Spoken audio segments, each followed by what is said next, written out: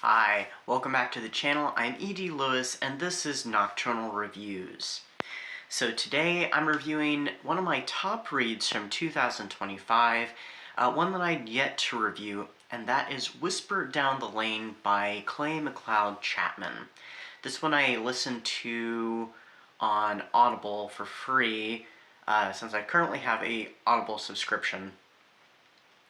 And this book was originally published in 2021.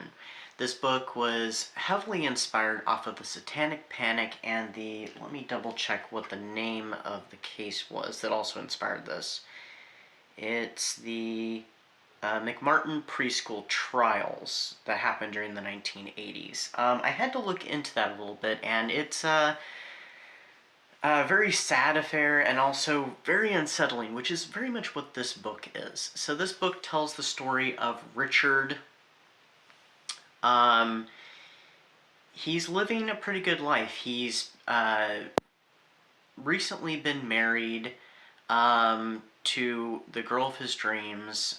He's working at an elementary school as an art teacher, where his wife also works. He has a stepson that he's looking forward to adopting. He's got the ideal life. And then things start to take a rather drastic turn. A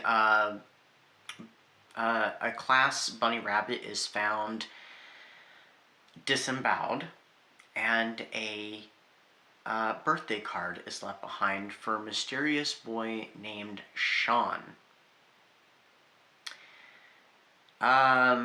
And from then, things start to unravel. Now, this book is told in a dual timeline between the character of Richard and the boy Sean. Sean is a 5-year-old who has recently moved to a new town in the 1980s during the Satanic Panic, and an unfortunate rumor is started about a teacher that unravels and changes everyone's lives forever. And we'll be right back after these messages. Do you enjoy poetry of the spooky or dark variety? If you do, tune in to this month's PAX Poetry and help us to honor the memory of our dear departed friend, Pax Panic. So this book was a bit of a slow burn at times. It started out with the tragic bit at the beginning, and then it kind of whittled down, giving a lot of background information, getting to know the characters and stuff, and then things start to gradually get very creepy and very unsettling, and even really uncomfortable with the things that are talked about in this story.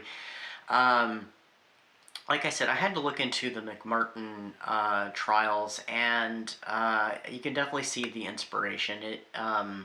And also that time period of the 1980s when there was that big satanic panic, and TV shows were being gone after, literature was being gone after, horror was a big target of the satanic panic, and this one encompasses all that, especially in the flashbacks to Sean. I really enjoyed this book. It made me feel uncomfortable, and I think that was part of it. It's supposed to make you feel uncomfortable. And it was one of those things that it's so terrible and disturbing, but you can't look away. That's very much what this book was. I couldn't stop. Even when moments got really tense and kind of, I had to keep going. I wanted to know what was going to happen next.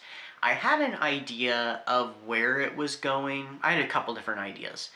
One of the ideas I was really hoping it would not be. Thankfully, it was not. There was a couple ideas I had that I was really hoping it wouldn't go, and it luckily didn't go there. One of the ideas I had did turn out to be fairly right anyway.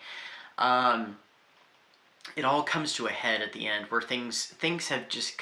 Richard's life has completely unraveled due to what happens, and I don't want to give too much away. Because there are several twists and some really kind of mess with your heads, to put it nicely, mess with your head moments in this book. And the narration was absolutely perfect. If you get the chance to listen to the audiobook definitely do. Check out the book in general. I thought it was fantastic.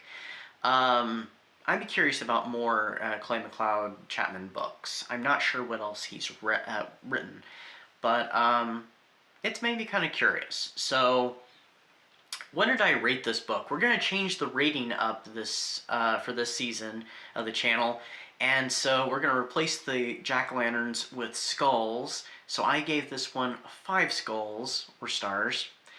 Yeah, I thought it was that good. It was... I think I've said everything I can say about it. But yeah, it made me really wonder where it was all going to go. And this book gets kind of trippy at times because of how it goes about the subject matter and the events that are happening in the book. So I highly recommend it. Do check it out. Pretty short review. Yeah, I hope everybody's having a great January so far. What are you reading right now, and what are your plans for the rest of the month? Do let me know. And until next time, stay safe, stay spooky, and I'll see you then. Bye-bye.